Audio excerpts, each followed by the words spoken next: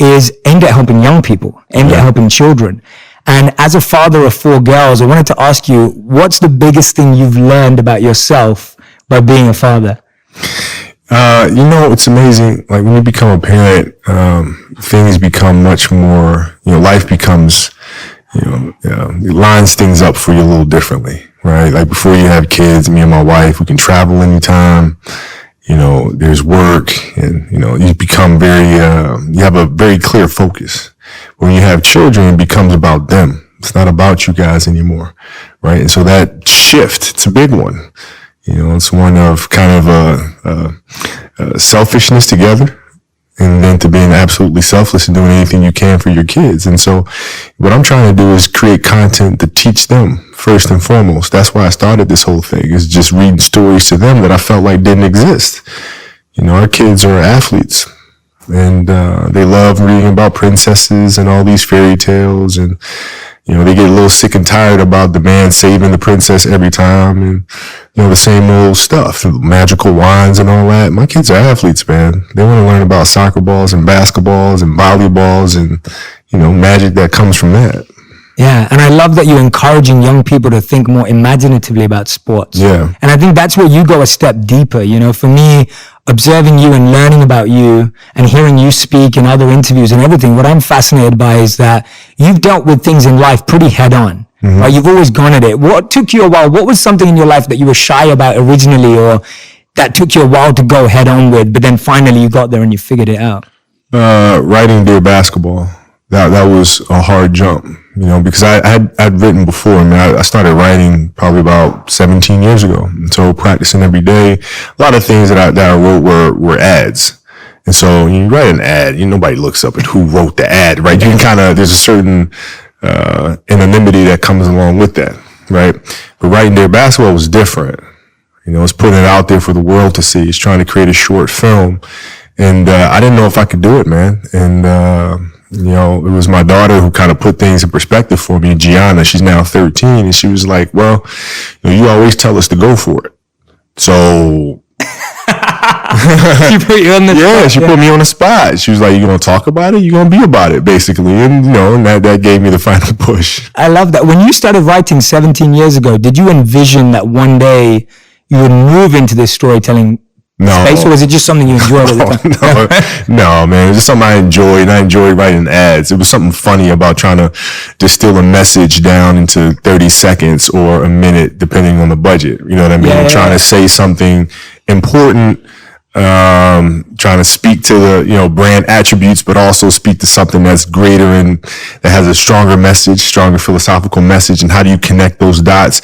So putting that puzzle together was something that was really intriguing. Yeah. But I never thought I'd be writing novels or movies and that sort of stuff. Never, man. I love that, man. I love it how everything evolves naturally. And actually hearing you say that, it reminds me. So my vision when I was sharing earlier became very clearly making wisdom go viral. Mm-hmm. And I was like, how do I take these teachings that are so sacred, they're hidden away in these books. Mm-hmm. And how do I make them really relevant and accessible and practical to the whole world? Mm-hmm. Because I know that anyone can access them. They're universal, right? These teachings can apply to anyone, but sometimes they're just hidden away. Sure. And a young person doesn't know how to find them. So that inspires me hearing them. That's beautiful too, because especially in today's world, there's so much clutter. It becomes harder for kids to try to weave through a lot of the crap that's out there to find stuff that's actually beneficial to them. Yeah, I think you reminded me, I think E.O. Wilson said, we're drowning in information, starving for wisdom. Yeah, right? Sure. Especially, and that's why I think your work is cutting through, because I think what you've managed to do with your new work is that you're finding ways to connect with what people care about, but you're taking it a step deeper.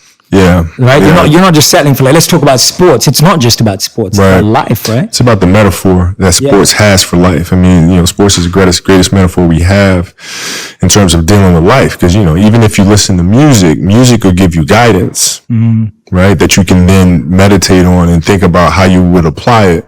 In sports, you have to apply it in the here and now. I mean, you're faced with challenges moment to moment. You're faced with pressures and anxiety and communication or the lack thereof and all sort of stuff. It's in the moment. So you have to live it.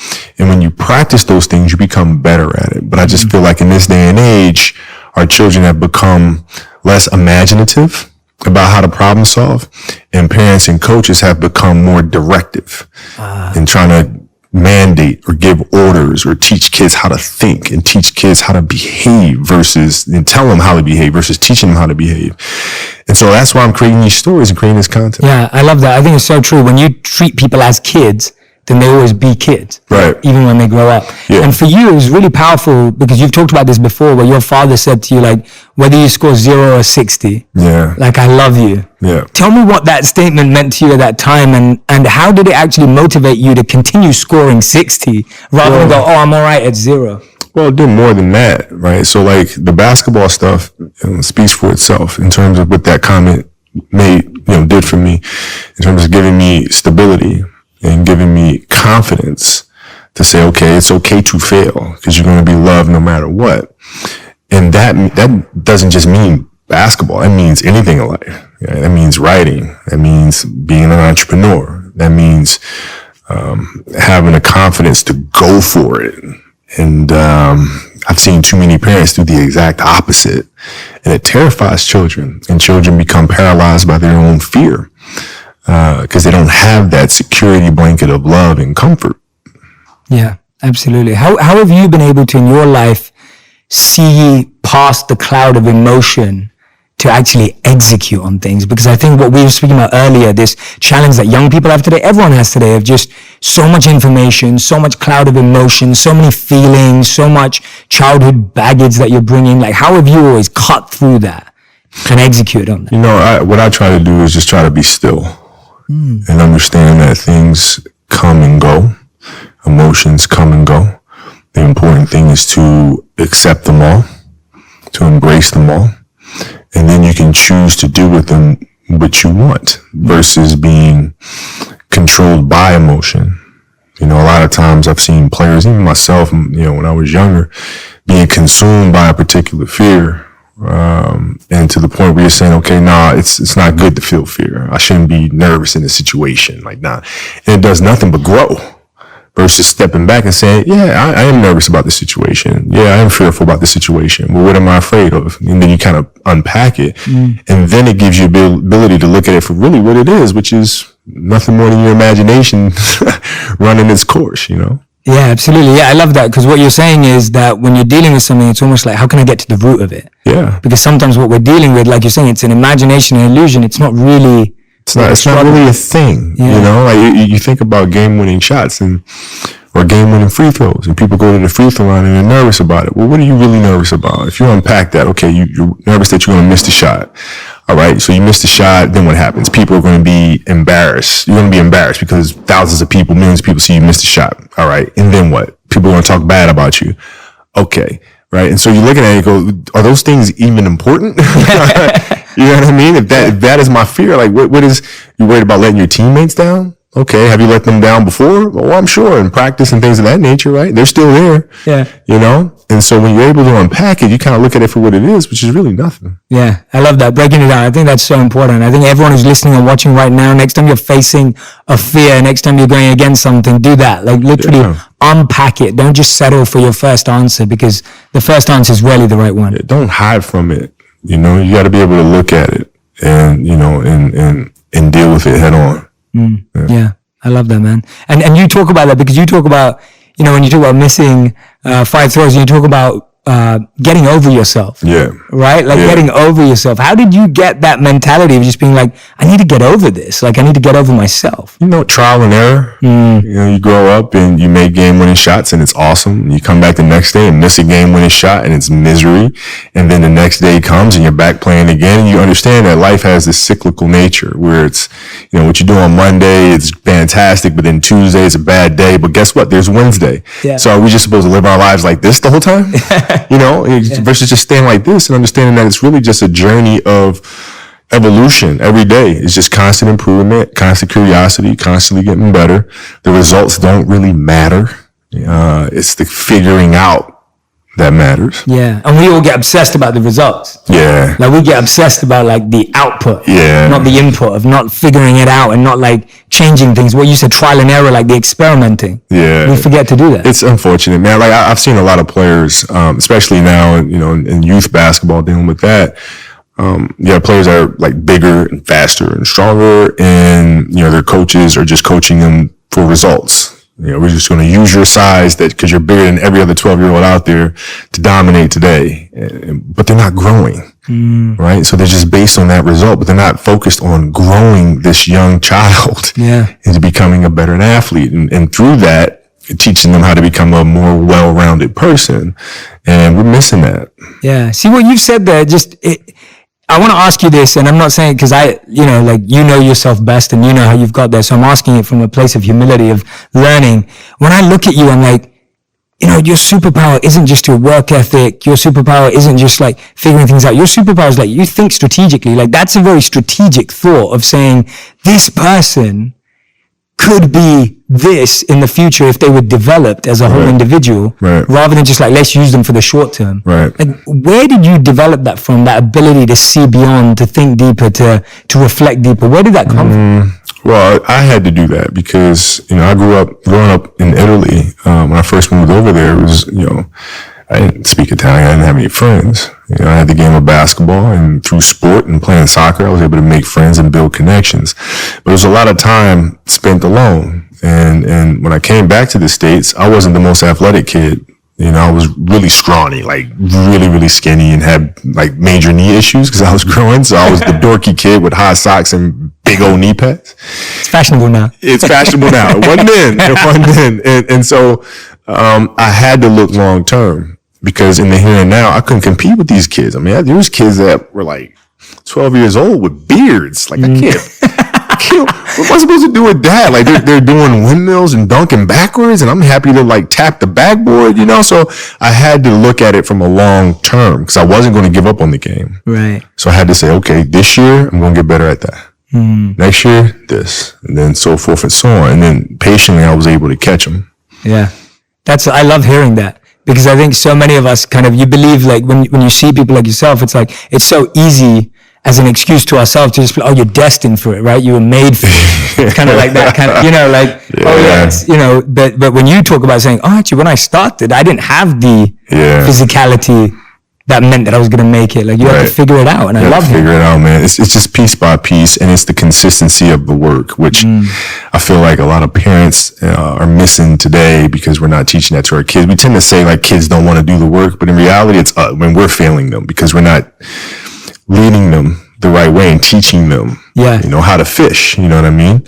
And so like the consistency of work, Monday, get better. Tuesday, get better. Wednesday, get better, right? And you do that over a period of time, not like 1 month or 2 months. I mean, it's 3, 4, 5, 6, 7, 8, 9, 10 years. And then you can get to where you want to go. Yeah. I think it was Bill Gates who was talking about that. He talks about how like we overestimate what we can do in 1 year and underestimate what we can do in 10 years. No doubt. Right? Like, it's like that, No doubt. I think everyone thinks about it, like, what can I do right now? Like, how can I make it happen? But like, with you, I think people always ask you also, like, how do you deal with losing or failure? What I'm intrigued by is how someone like you deals with winning. Because you've won again and again. And like I was saying earlier, you won, obviously we know you won in basketball big as an athlete, but you're winning now, even in the work you're doing here as a storyteller, as a producer, right? Yeah. It's amazing to see so many incredible awards coming through. How have you dealt with winning? Like when you win, what goes through your mind to help you to continue with? Well, it's a little different. Like in basketball, it was different because I expected to win, Like I expected us to win championships. I expected us to win 5. Quite honestly, I expected us to win 8. And so when you have that vision in sports, it's a direct competition. Like I know how hard they're working. I know how hard we're working. I know what their strategy is. I know what ours is, So it's a little different. So when we win in the NBA, it was like, we expected to do that. But now we're going to come back and we're going to do it again. And so it's that constant, like, all right, you're churning. You won 1 championship. I'm back in the gym the next day, working, getting ready for the next one. Now, it's different because it's not about the awards. You just wind up trying to create something that's going to inspire, someone that hopefully, through that inspiration, they can inspire somebody else. And what I've come to learn as my career went on is that's more significant than any championship is how do you connect with somebody that can then connect with another. And then whether the awards come or not, that's for, the Academy Award body to decide. But, like for us, it's just to try to create things. Yeah. Well, I guess now that's what shifted, that now the intention isn't even expecting to win, it's expecting to change lives. Right. Like your content is really about making a difference and an impact on young people's lives. Sure. Which I think is like the biggest way of winning. I think so. I mean, we're looking at 62% of young children are dropping out of sports. 62%. And they cite the fact that it's not fun anymore. Well, what does that tell them? I mean, that's telling us as grown-ups are getting in the way. Get out the way. Let these kids be imaginative, which, like in our stories, it's important that, there's a fantasy nature to it, right? But it's rooted in reality, right? When we have fire-breathing winged horses and things of that nature, those are actual drills that are taking place. We don't have fire-breathing winged horses actually performing that, but we do have ball machines that are spitting balls at tennis players, right? And so all of our stories are all anchored in an element of truth, so that children feel like when they are doing these drills with these ball machines, they can envision maybe it's a fire-breathing winged horse. Yeah, to keep them excited. Yeah, they can envision Gus throwing fireballs at them. Yeah. And even the plays, like when in the Wizard series, when the basket is opening up and shrinking, these are things that we experience as athletes. Like some days I feel like I can't make a shot, man, and the basket feels like the size of a keyhole. Yeah. And other days it looks like a swimming pool. Yeah. That's magic. And so we root our magic in reality, so that when kids experience these things, particularly the failure side of it, they can connect it to one of our stories and say, okay, I've seen this before. I know how to deal with this. Yeah. That's beautiful, man. I love that analogy of like feeling the basket bigger or smaller, and like being able to vision that. I can vision it right now. And like, you're so right. Like some days it looks huge, and I love that. That's such a great way of thinking about it. And I guess so much of this is from your real life vision. Oh yeah. This is like some days. I've experienced it. Yeah. But I love that, because it's also giving them the permission to say, like, be imaginative about this, right? Yes. And that obviously gives so much. I think when we imagine, it changes the reality of, I'm just sitting out here taking shots. Yes. Right? Which can get boring and tiring. Becomes mechanical. That's the right word. Mechanical. Yeah. Like our job is to try to inspire the creativity inside of our children, so that they can think through how to problem solve situations. So like, when I coach my daughter's team, it's not about giving them answers. It's about asking them questions and getting them to process things. Right? When the game is being played, I'm not sitting there giving them answers or barking out things on the sideline. I sit down and I'm quiet. My assistant coach sits there and she's quiet. And the kids figure things out for themselves, or they don't. And then they come back and there's always questions. And then you kind of ask them more questions and you help them figure it out. But then you see their level of excitement to practice every day increase, because it's a process that they are owning, right? They're not coming to get orders barked at them every day. They're coming for kind of their personal quest to get better. Yeah. And how do your daughters feel about you coaching? I guess that style makes them feel comfortable, but how have you been able to manage that with the pressure of you being there? No, it's no pressure, because, it's their process to own. Like I have knowledge, information that I've gained, through playing. So like the little details of things I can teach at a high level. But ultimately it's them. Yeah, you seem very still and detached about it. Yeah. I mean, it's the kids love playing basketball, and so that's the anchor of it all. They come and they play and they learn and they have fun, and and they compete, and they challenge themselves and one another, and they just get better every day. Yeah. How have you seen that with Legacy and the Queen? You chose tennis. Yeah. Like, what was the choice of sports about? I'm intrigued by that. Yeah. Why tennis? Yeah. So like the first novel we did was the Wizard series. It was important for that to be basketball, because I wanted the first story to be one of empathy and compassion. And in team sports, if you don't have that, you can't win. Right. And so it was important to tell the tale of a basketball team dealing with their own personal fears, and have those fears and insecurities lead to empathy and compassion for others. Right. And with the second story, I wanted to look more internal, individually, and look at how do you deal with the inner challenges, the kind of the self-negotiation that takes place inside of our own heads.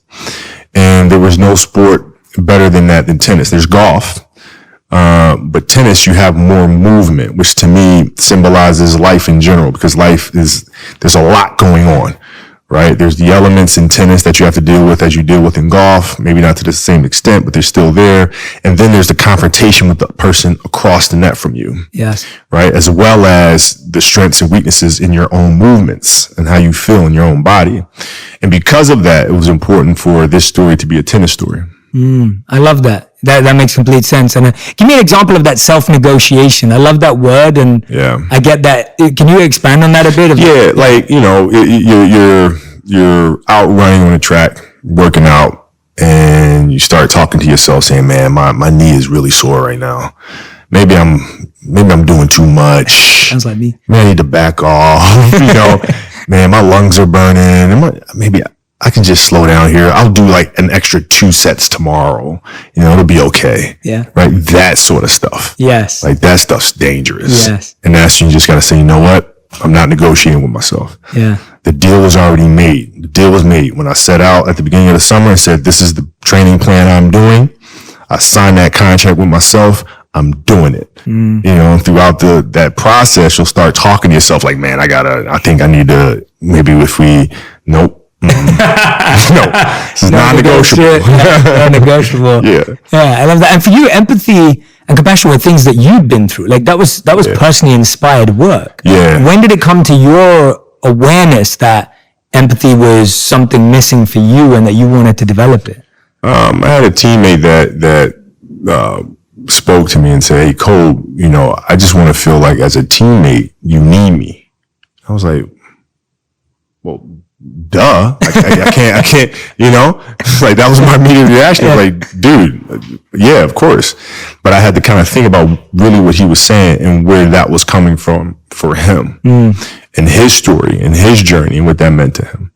And that opened my eyes to there's a bigger game being played. It's not just basketball, but it's the emotions of each individual and the backstory that they're carrying with them, the baggage that they're carrying with them. And if I really want to be a champion and be a great teammate, I have to understand what those mean to help them become better and in turn help me. Yeah. And do you think this content is going to help, all the content you're creating here at Granity, is that for you to help build better bonds between parents and kids? Like, are you hoping that the podcast, for example, like kids are going to listen to it on the way to school or on the way back? Or like, how are you imagining people consuming the work? Yeah, I mean, I imagine it in different ways, you know, but like ultimately people always figure out a way to do it that's comfortable for them. But like, you know, which is why, in everything that we do, we try to create the highest quality of product. Right. Like, you know, people will sit down and tell me, they'll say, okay, well, audiobooks, a very small percentage of people listen to audiobooks. We don't really have to invest too much in doing audiobooks. And what? Excuse me? No, because with that one person just listens to audiobooks. That one family enjoys audiobooks. They have to get the best experience that I could possibly give them. So that means using a London orchestra. That means doing full symphonies. That means having Felicia Rashad read the stories. Like, it means everything. The books themselves. I got this all the time. There's no money in making books, man. Nobody makes money in books. And I'm sorry, you want to make a book with using what material? You know, like, you know, I'm like, yeah, because children matter. So like, I don't know how they're going, I imagine how they're going to be consuming content. But ultimately it's my responsibility and our responsibility as a studio to make every single thing that we put out the highest quality possible. Yeah. No, I can imagine parents listening to it on the way to school. Yeah. I can imagine listening on the way back or on the way to practice. Sure. Or things like that. Like, I think it's cool. Well, the Punies for sure. Like the Punies, I was like, you know, when I first made the Punies, we were going to release it in the summer. I think we released it in August. I think it was August around the same time. But in my mind, I was saying, okay, parents are going to listen to this every Saturday morning because I know I'm in the car driving my kids to soccer games and like, you know, volleyball games and stuff. So parents can listen to this with their kids in the car as they're driving to sporting events. Like that was kind of what I had in my mind. And then when it came out, it's like, you know, teachers were using it more so than anybody in classrooms and doing like classroom reports on the Punies and all sort of stuff. So, you know, never know. It seems like you study life a lot, right? Like when you're talking about all of this imagination, which stems from your own work, like, for example, like when you're dealing with empathy and compassion, it's reflected in the content. When you're going through these visualizations of what could this look like, it goes in the content. You study life a lot. What currently are you studying and what kind of gets your imagination really growing right now? Like what keeps that moving for you? you know, there's a certain element of truth in everything, you know, and, you know, the creativity generally comes from personal experiences first, and then you kind of look on a broader scope of, okay, how do you take something extremely personal and then channel it in a way for masses to understand and get their arms around, sort of thing. But it always starts in the element of truth, and then you start unpacking that by sitting in thought and figuring out like character and, you know, who is this person and, you know, who's his family. And then that's when I start getting in trouble, you know, because it's like the questions don't end. Yeah. You know, so I have like books and books and books and books and books and books and books and books and books of backstory, because it's not good enough just to say the character's this way. Yeah. Why are they that way? Yes. Well, the parents. Well, where do the parents come from? You know, where's the dad come from? Why are they raising a kid this way? And then, you know, what does it have to do with the economy that's around them? And then, and just one thing leads to the next, and then you're just writing all kinds of stuff. It's crazy. Yeah, that's awesome, because I think so many of us get, you know, in our lives, we get stuck with imagination because you kind of get into that autopilot mode. Yeah. Doing the same thing every day, same routine, same drive to work. Yeah. And it's like, I feel that what you're sharing is, that's easy for anyone to do. It's not like, oh, because you're Kobe Bryant, you don't feel that. Everyone gets into that. Sure. You're able to find these creative outlets. Yeah, well, you know, like creativity isn't everything, you know, like even in consistent, like what I found is creativity a lot of time comes from structure. I agree. I'm so glad you said that. Like you have those parameters and the structure, then within that you can be creative. But like if you don't have the structure, you're just aimlessly doing stuff. Yes. You know, where are you going? You know, so like having a clear structure of understanding, okay, this morning I'm going to, like when I was writing Wizard Art series and outlining Legacy, I come in the morning, 7 a.m. and I'm there. I'm writing backstory from 7 to 12. Then go pick up my kids, and then I come right back and I'm writing again. So like within that structure, you know, my mind when I go to sleep is already like planning of what the next day is going to be, because I know, you know, what it is I have to do. It's that consistency and structure. Yeah, I couldn't agree with you more. I'm writing my first book right now. Oh, wow. And a lot of people have been asking me like, Jay, and I'm like that. I have a very scheduled focus on writing, and people be like, well, how do you find inspiration at that time? What if you're not inspired at that time? And I'm like, no, the structure helps spontaneity. Yeah. Right? It's that consistency that breeds creativity. Well, that's the thing too, is like, you know, people think like you're just kind of, you know, mulling along, and all of a sudden, aha, you know, like the show that we have on ESPN now called Detail, basketball, you know, sports breakdown show. That came to me when I was walking around with my wife shopping. Yeah. And I look at a piece of fabric and I'm like, wow, this is really the detail. And this thing is, oh my God, Detail. That's the name of the show. And then everything came from there. But I had been thinking about a show like that for like a year. Yeah. You know, and I couldn't shake it loose. I'm like, what? I gotta find a sports show that I'm going to do, but can't just be basketball focused, has to be broader. And I want to hear from the best minds in the world. I want to hear from Peyton Manning. I want to hear from, what is it? For like a year. And then all of a sudden, boom.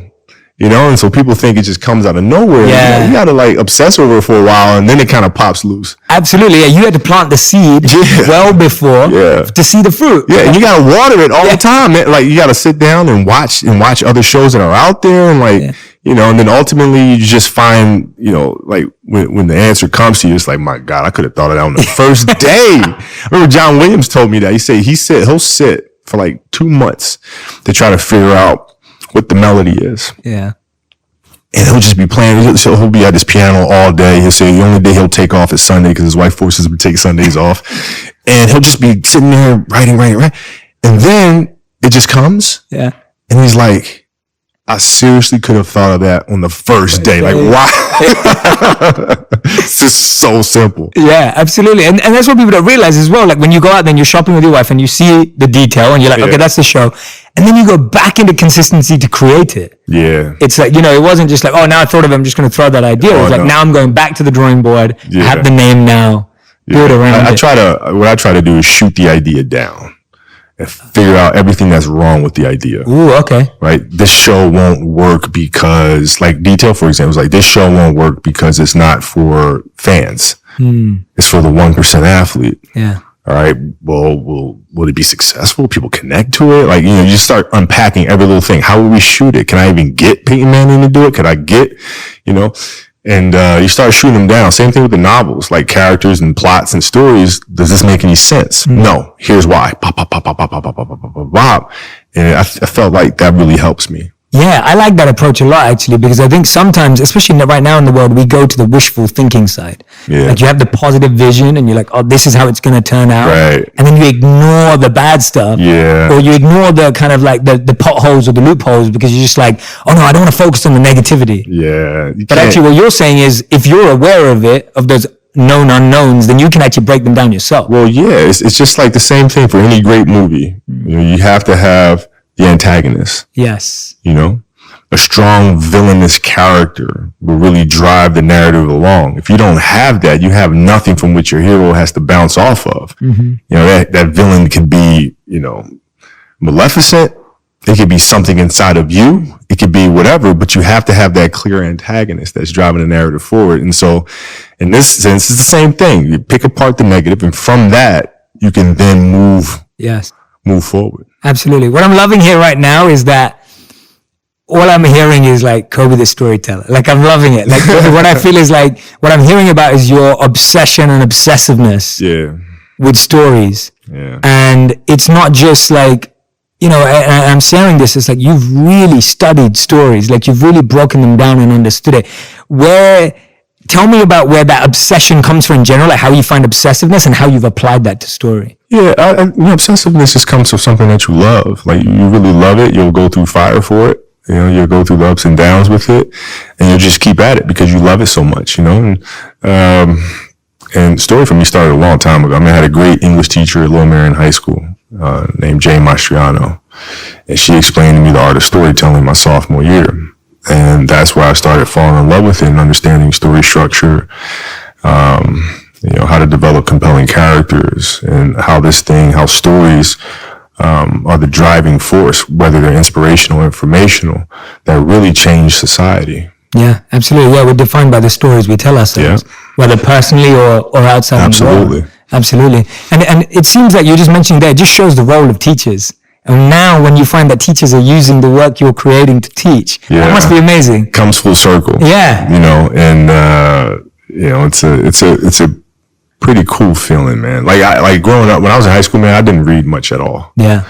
Because basketball was my thing. Now, if you give me a basketball book or like a sports book or like a sports psych book, I'm devouring that. You know what I mean? Because it was a clear focus for me, which kind of gets me into this market a little bit too. Because like for our active children that love being outdoors and playing all the time, they're not reading. No. But they're missing out on so much by not reading. But they will read if there's something that they feel like speaks to them. So true. And so now I think we get more readers in the world because of it, hopefully. That's so true. No, I think so. I agree with you. Like for me, and this is why everyone's different, and I think there's such a need for what you're doing, because when I was growing up, I never enjoyed fiction. Mm-hmm. And so I thought I didn't like reading because all the books that the school suggested were fiction books. Right. And then when I was 14, my dad handed me an autobiography and a biography.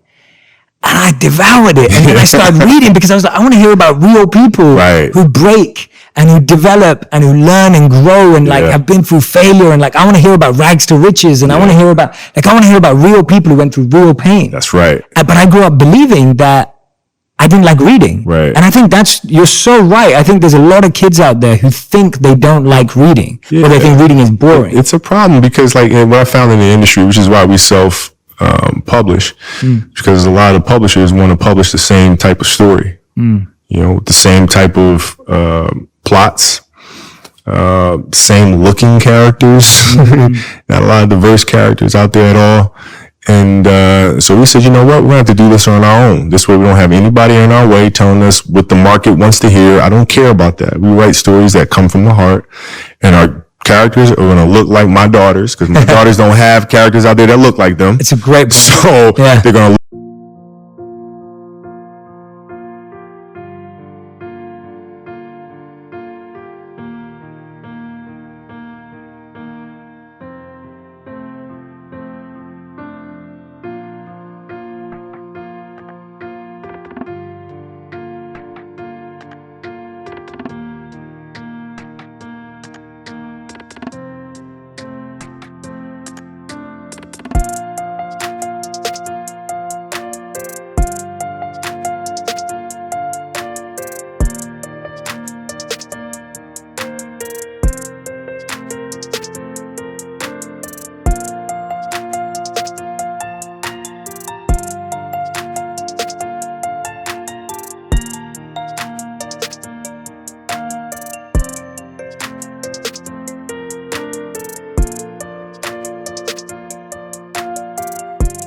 look like my kids, and we're going to go from there. Yeah, I think what you just raised there about diversity and representation is huge. Oh, it's huge, man. Huge. Because I don't see it, man. And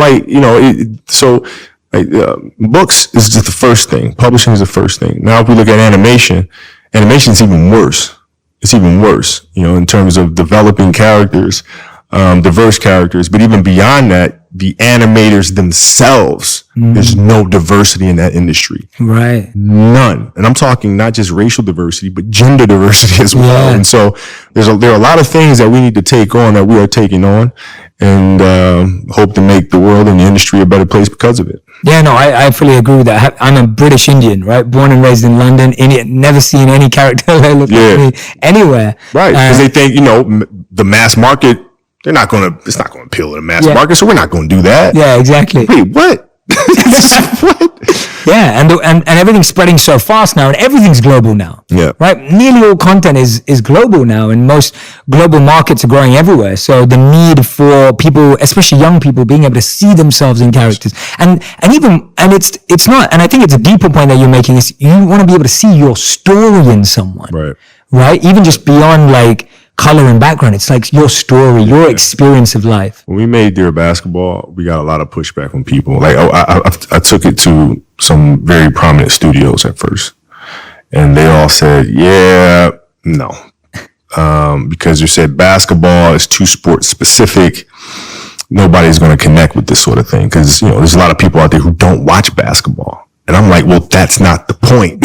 Yeah, that's not, It's not the point. And so it was really a case study. Even with our novels, everybody was like, sports novels, nobody's going to read that. It's too much of a niche market. I'm like, sports is bigger than that, man. And so we made Dear Basketball to really prove a point that you don't have to watch basketball at all to connect to the journey of a dream. Yes. And once we saw that connection, it was kind of validated our point of view. I think that's a massive point of view. And for anyone who's listening or watching right now who thinks because Kobe Bryant wants to do something, it just happens. It just shows you have to do it yourself sometimes because not everyone's going to believe in you. Certainly not. Right? Certainly not. And what you'll see is, once you start doing it, and now people want to come and jump in, but I'm like, you kind of forced us to go about this ourselves. So I think we're just going to build it from the ground up ourselves. But thank you. Exactly. They saved you. Yeah. Right? Like, thank you. Appreciate it. Because if you had signed on, we just be kind of going with the flow. Totally. Yeah. You can be grateful to them. Yeah.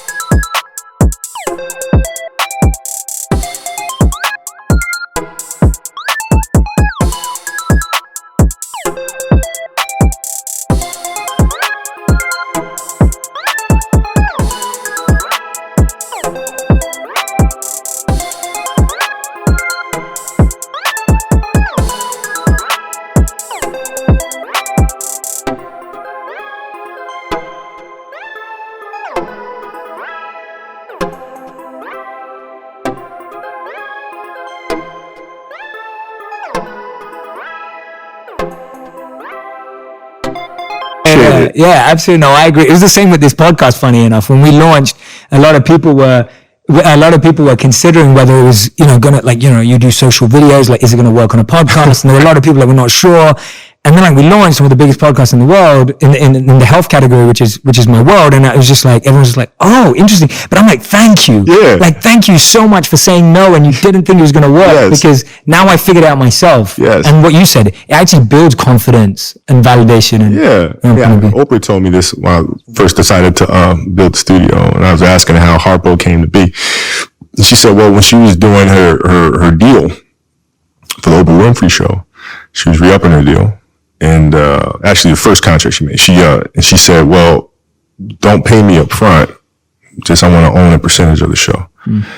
And so they gave it to her. And now, at the time, there weren't any black women hosting a daytime talk show. No. Right? So it was really new. And she said, Kobe, if they believed that the show was going to be successful, they wouldn't have given me that. Yeah. They win them. In their mind, they're thinking, oh, we got to steal. We don't have to pay her. We can take this money and move it over here. This is great. You know, it's going to be a flop or be success. I don't know. At least we get diversity on TV. It's fine. And all of a sudden it's, uh-oh, we're in trouble. We shouldn't have given it away. Yeah. Opened up Pandora's box, right? So now you come back for the next deal and it's like, you have to give me some more ownership. Yeah. And like, dang it, here. And then ultimately she, came to owning 100% of her show. Yeah, which is amazing. Wow, that's a great story. Yeah, that's fascinating. I think because sometimes when you think that, you're like, oh, they like me. That's what they're giving it. No. Yeah, no.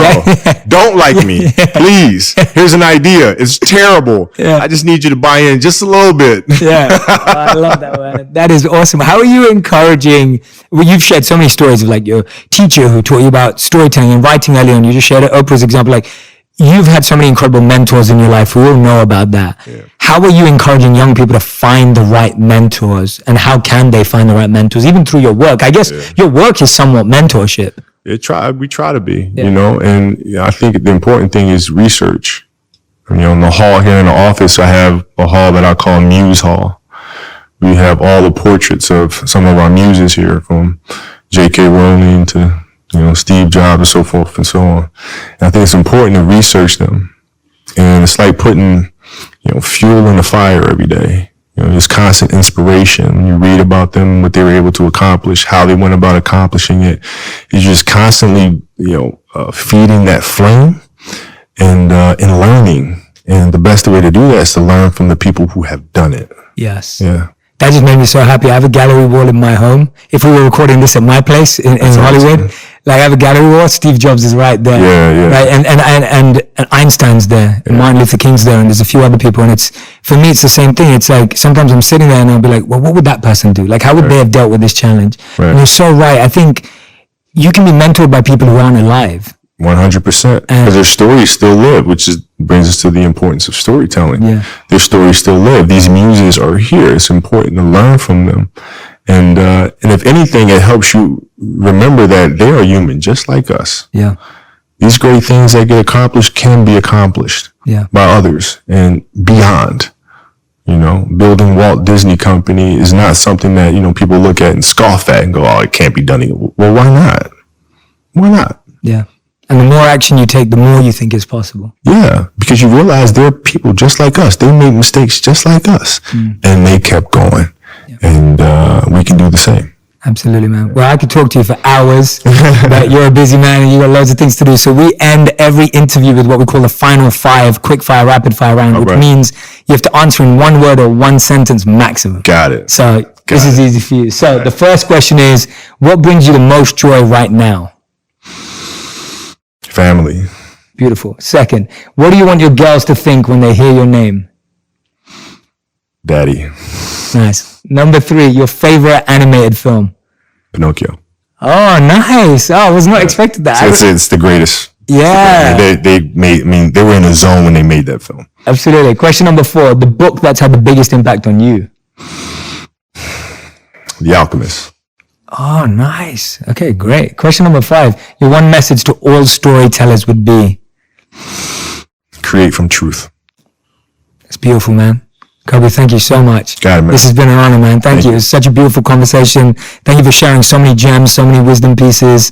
And anyone who's out there right now, I've got the copy of the book right here, Legacy and the Queen. You can go grab it, and you can also listen to the podcast, The Punies, as well right now. So you can go and download that. We'll put the links to both of them in the comment section and in this podcast, so you can go directly there. Kobe, thank you so much for